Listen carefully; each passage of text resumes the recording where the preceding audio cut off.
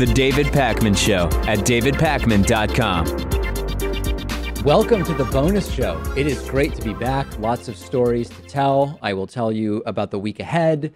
I will tell you about a new advertiser that we have in the wake of the YouTube advertiser boycott. Just a lot to talk about. And so you were in New York City during the break. Yeah, I had to get out somewhere. I didn't have any concrete plans, but given the fact that you have a week and a half off, you got to get out. You got to change everything up. So I went down to New York City, took a 4-hour bus ride there. Yep. I, of course, have been there a few times before, so it was nice not to have to do like the main tourist attractions like the Statue of Liberty and the Empire State Building. So I got to see a little bit of Manhattan over the week. You were in Manhattan the entire time? No Brooklyn at all?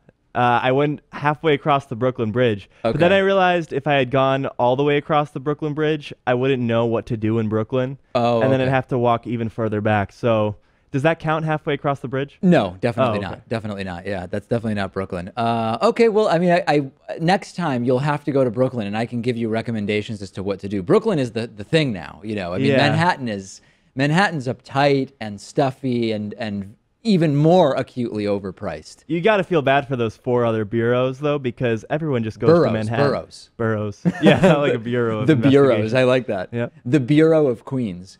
Not a place you want to spend a lot of time. The Bureau of Queens. Queens is great. The Borough of Queens I love. Some of the best restaurants are in the Borough of Queens. What about the Bureau of Queens? I would avoid any bureaus related to Queens, and probably all of the boroughs bureaus I would avoid. Okay. Okay, and anything in particular that was like the highlight for you? A restaurant, a location, a neighborhood?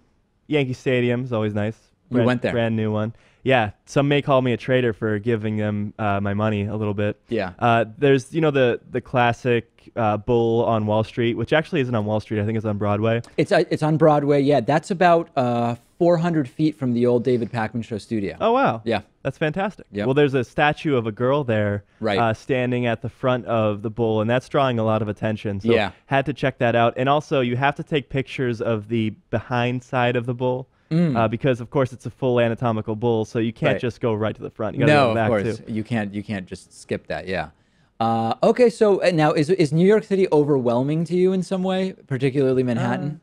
It's not overwhelming in a bad way. I mean, it's overwhelming in the sense that I find it to be like the center of the entire world. Yeah. In a big way. Right. So it's exciting and it's a great place to explore, but it's not like it's too invasive on my senses where I can't enjoy it. Okay, that's good. I do enjoy it. For some people it is, and they just can't handle it at all.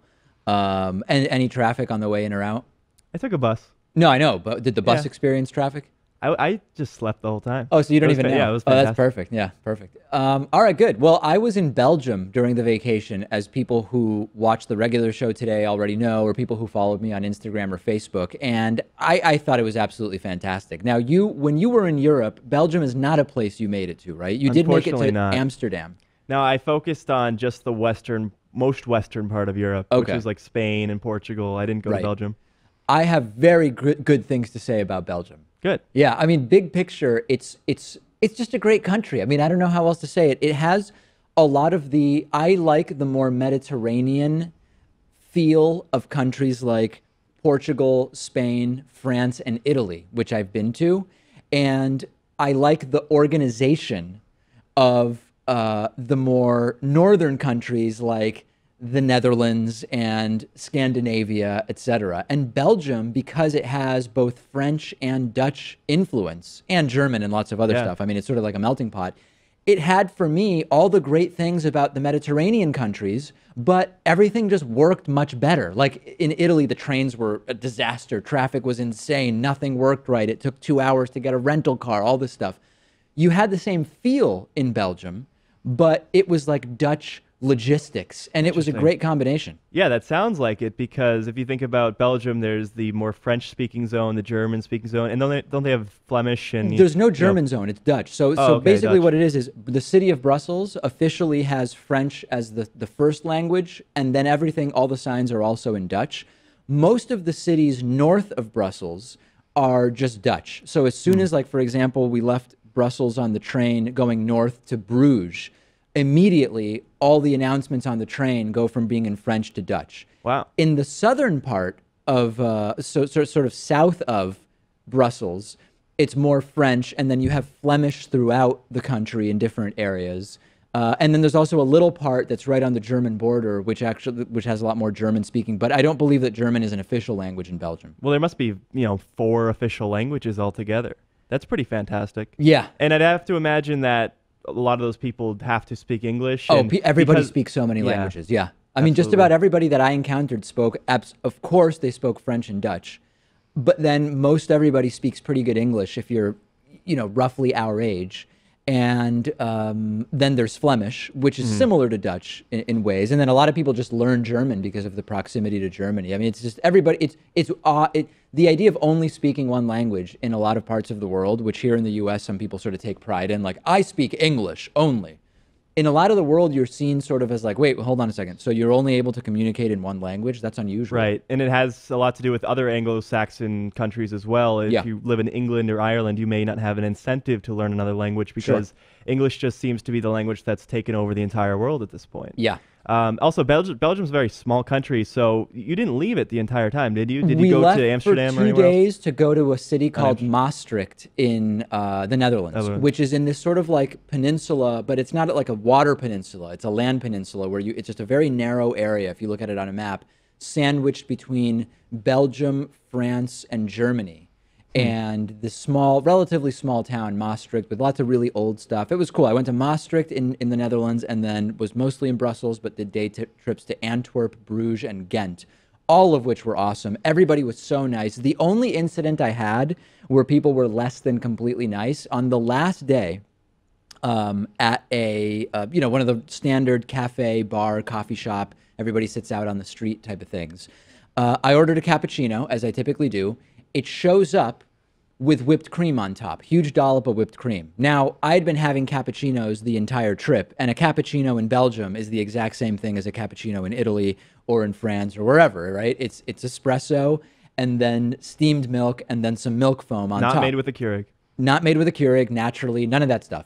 And so it shows up, and as I'm looking at it, our total was €9.50. Okay, €9.50 for like a couple drinks. Not for the not for that drink. It was like a couple drinks and I think some kind of olives or something like that. And I give the guy a €10 bill, and he just walks away. Now in Belgium, there's effectively no tipping. I mean, no tip is expected. If you want to be nice, you leave €1 or €2. So you always get your change. Guy walks away with our 50 euro cents. I don't even realize that because I'm looking at my quote cappuccino. I go inside. And I say, I ordered a cappuccino. And the guy looks and says, this is a cappuccino in Belgium. No, it's not. This is probably my 30th cappuccino on this trip. And I was just so stunned by the entire thing. And afterwards, I realized they just wanted to mess with us. Just not giving us our change and then also giving me something that's not a cappuccino.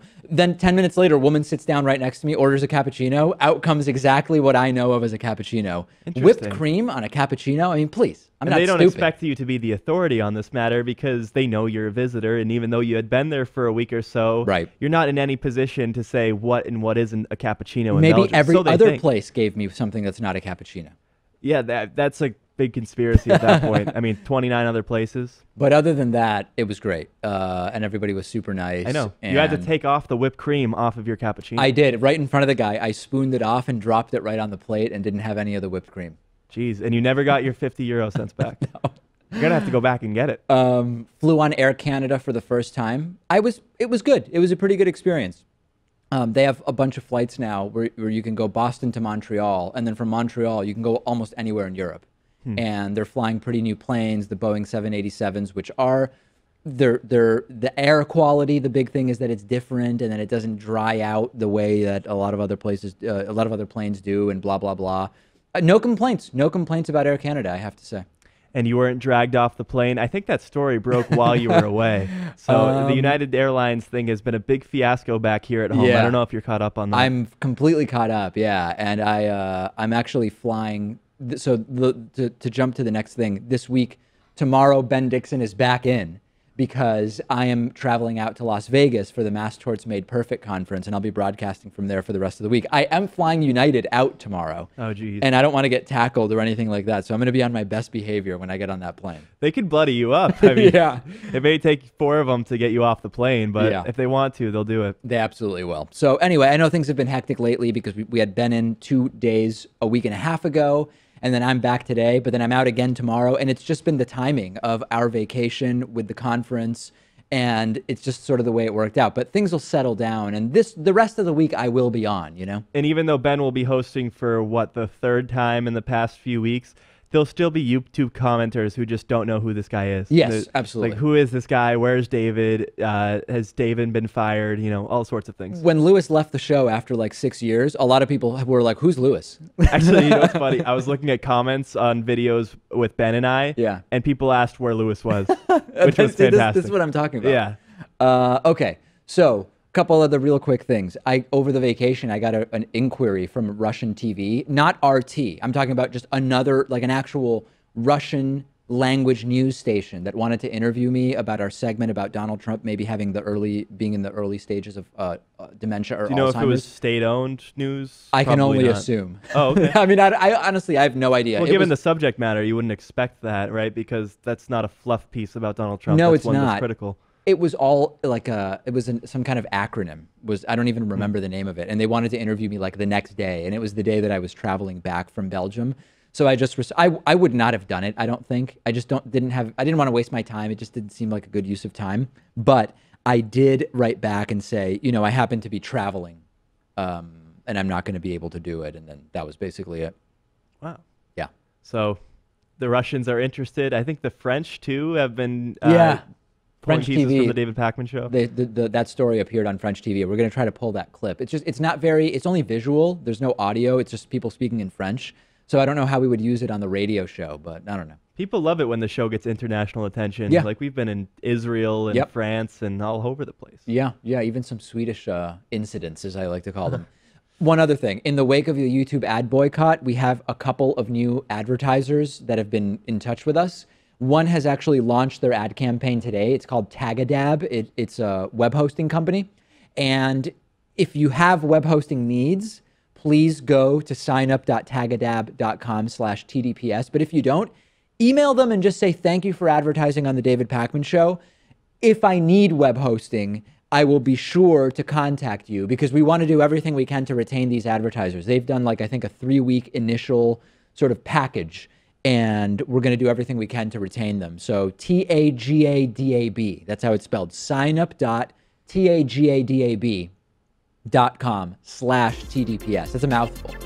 But if nothing else, email them, thank them, and hopefully a couple of new advertisers coming on soon as well. And I'll have more information for you about that. The David Pakman Show at davidpakman.com.